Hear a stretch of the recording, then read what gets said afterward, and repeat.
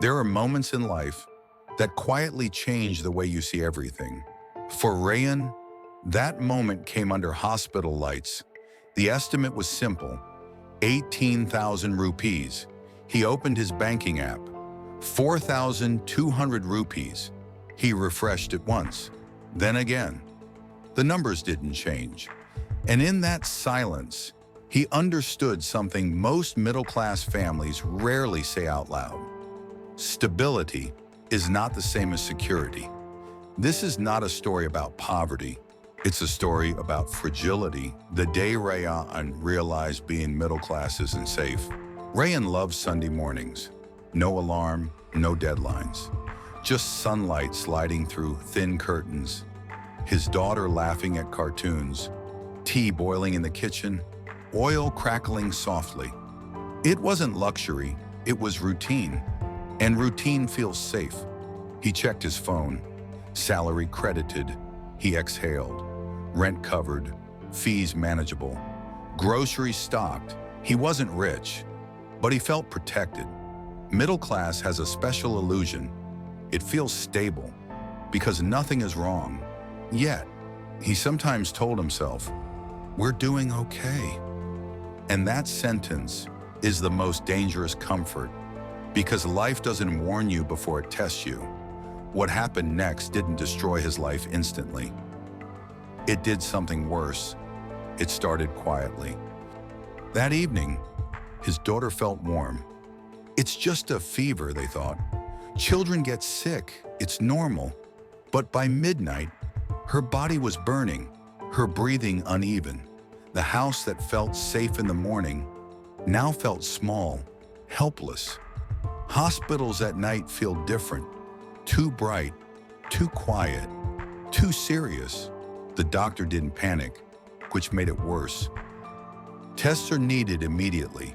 18,000 rupees. That number didn't sound large on television debates, but standing at that counter, it felt like a wall. He opened his banking app.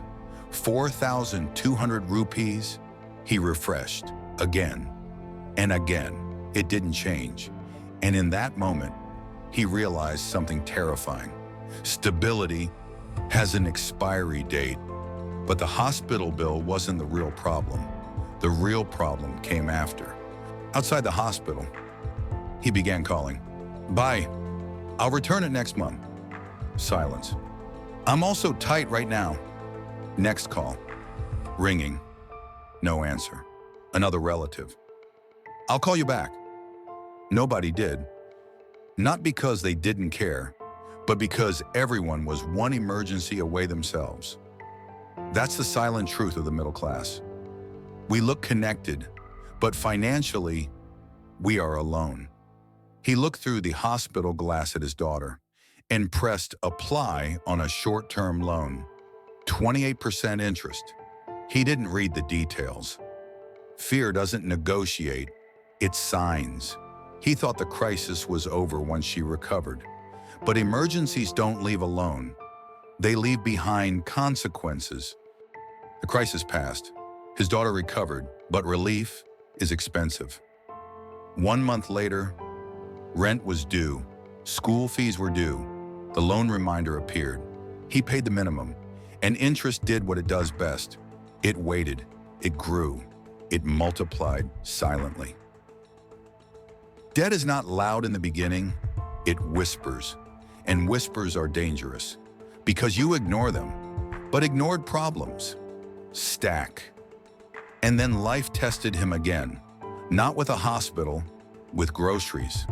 A week later, in the supermarket aisle, he stared at rice bags, big bag, cheaper long-term, small packet, easier today. When money is tight, tomorrow becomes a luxury. So he chose today, again and again. That is how survival becomes expensive. People say, why don't they save more? Because saving requires margin, and margin disappears when interest eats first. But groceries weren't the only thing shrinking. His durability was shrinking too. Then came the rain. Water seeped through his broken soul. Cold, uncomfortable, each step reminding him.